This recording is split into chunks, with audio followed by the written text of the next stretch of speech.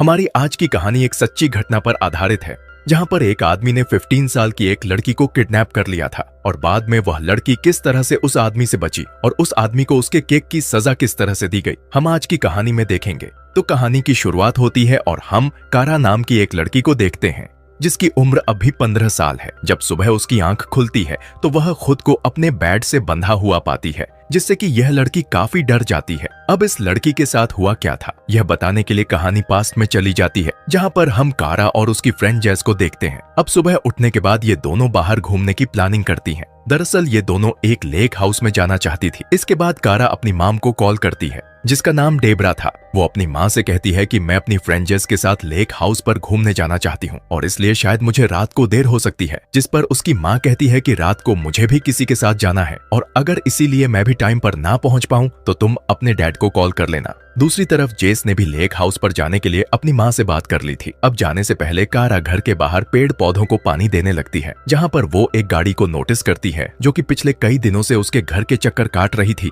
और तभी ये गाड़ी इनके घर के पास रुकती है, जिसमें से एक आदमी बाहर आता है। इस आदमी का नाम रिचर्ड होता है, जो कि अपने हाथ में एक कुरियर लेकर आया था। ये कारा से आकर पूछता है कि क्या तुम्हारे पेरेंट्स घर पर हैं? जिस पर कारा कहती है कि नहीं, ये मेरा घर नहीं है बल्कि मेरी फ्रेंड का है और मेरी फ्रेंड के पेरेंट्स भी यहाँ पर नहीं रहते। और अब इतने में ही रिचर्ड कारा के ऊपर एक गन पॉइंट कर देता है और उससे कहता है कि तुमने जरा भी हिलने या बोलने की कोशिश की तो मैं तुम्हें शूट कर दूंगा। वो उसे चुपचाप अपनी कार में चलने के लिए कहता है। उसकी कार में एक बॉक्स होता है और वो उसी के अंदर कारा को डाल देता है। अब इससे कारा काफी डर जाती है। इस बॉक्स के अंदर एक बार कोड का नंबर था। कारा इस नंबर को याद कर लेती है। अब रिचर्ड एक जगह पर आकर अपनी गाड़ी को रोक देता है और वो यहाँ पर कुछ सामान लेने के लिए चले जाता है। अब कारा मौके का फायदा उठाते हुए यहाँ से भाग जाती है, लेकिन इतने में ही रिचर्ड पीछे से आकर कारा को शूट कर देता है। लेकिन हमें यहाँ पर पता लगता है कि कारा सिर्फ भागने के बारे में सोच रही थी, वो भागी नहीं थी। अब इतने में ही रिचर्ड भी वापस आ जाता है और कारा के हाथ पैर बांध देता है। साथ ही वो उसके मुंह को भी बांध देता है ताकि कारा चिल्ला ना सके। दूसरी तरफ जेस को भी चिंता होने लगी थी कि आखिर कारा कहाँ चली गई,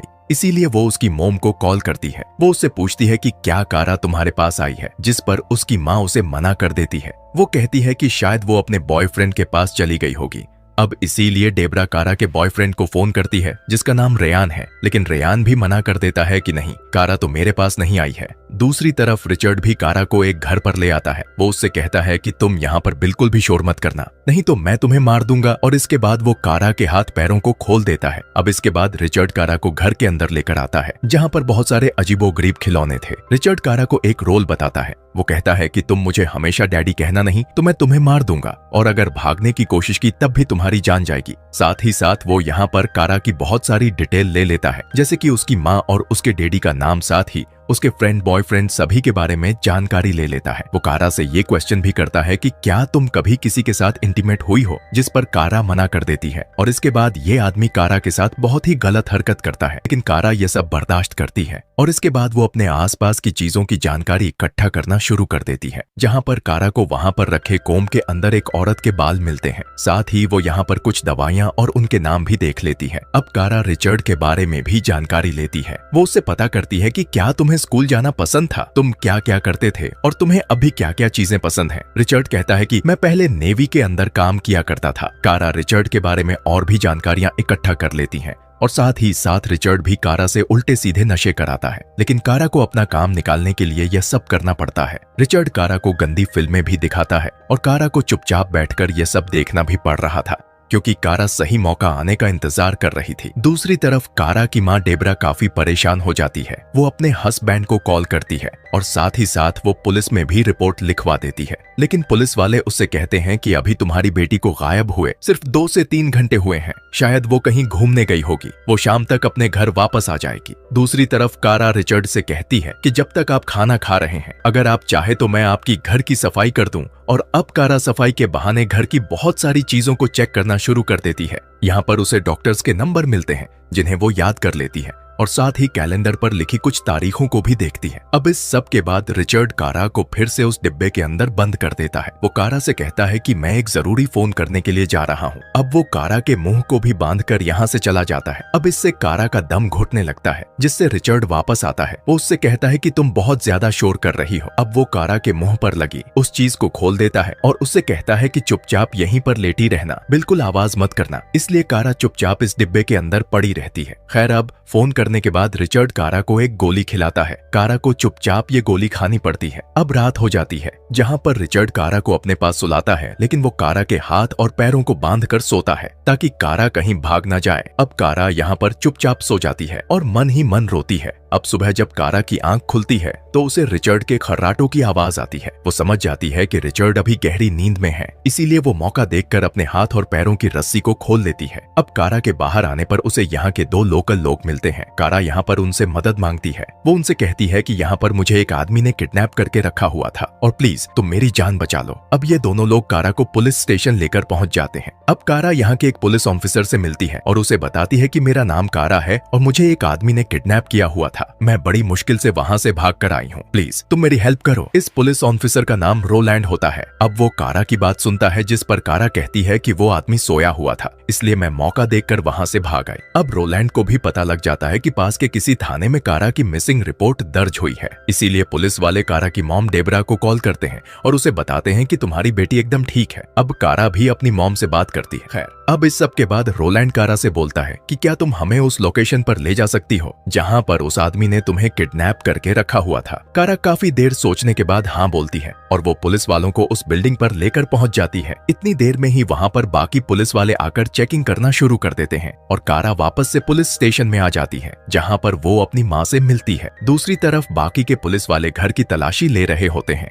जहाँ पर उन्हें कुछ भी नहीं मिलता क्योंकि रिचर्ड यहाँ से फरार हो गया था। लेकिन जैसे ही पुलिस वाले उस रूम में जाते हैं जहाँ पर कारा को रखा गया था, यहाँ पर उन्हें बहुत सारे एक्स टॉयज मिलते हैं और अब इसीलिए इस आदमी को पकड़ने के लिए चारों तरफ पुलिस को लगा दिया जाता है। वहीं दूसरी तरफ पुलिस स्टेशन में कारा को कुछ क्रिमिनल की फोटो दिखाई जाती है, जिस पर कारा बता देती है कि उसे किसने किडनैप किया था। साथ ही कारा ने वहां पर रहते हुए जो इन्फॉर्मेशन नोटिस की थी, वो इन्फॉर्मेशन भी पुलिस को बता देती है कि रिचर्ड 9 साल नेवी के अंदर भी रह चुका है, लेकिन बाद में उसने नेवी से रिटायरमेंट ले लिया था। उसे पालतू जानवर पालने का भी काफी शौक है। उसके दांतों में दर्द रहता है, इसीलिए वो अक्सर अपने डेंटिस्ट से मिलने के लिए जाता रहता है। कारा उसके डेंटिस्ट का नाम और उसका नंबर भी बता देती है। कारा ये भी बताती है कि मैंने उसके घर पर एक औरत के बाल देखे थे। शायद उसके घर पर जो औरत रह रही थी वो डिज्नी वर्ल्ड की थी। वहीं पुलिस वाले अभी भी रिचर्ड के घर पर होते हैं। वहाँ पर उन्हें एक बॉक्स मिलता है। उसे खोलने पर उन्हें उसमें रिचर्ड के कपड़े मिलते हैं। साथ ही एक अखबार की कटिंग होती है जिसमें बहुत सारी लड़कियों की मिसिंग रिपोर्ट थी। इससे पुलिस वालों को पता लग जाता है कि अभी कुछ दिन पहले भी 2 लड़कियां गायब हुई थीं, जिसमें एक 12 साल की और दूसरी 15 साल की थी। शायद उन्हें भी रिचर्ड ने पकड़ा हुआ था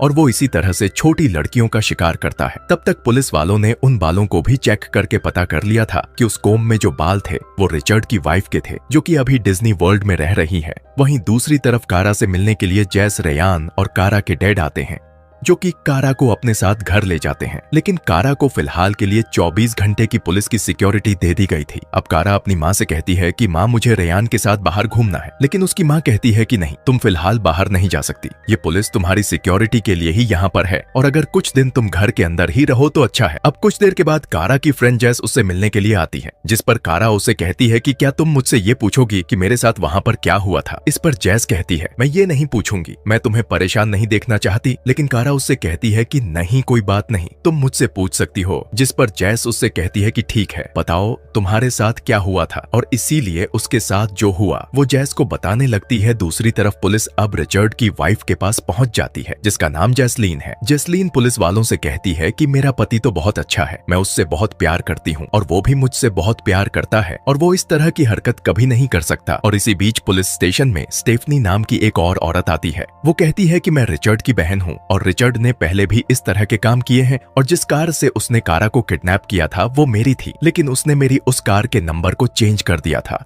और रिचर्ड ने मुझे कल दोपहर को भी कॉल किया था।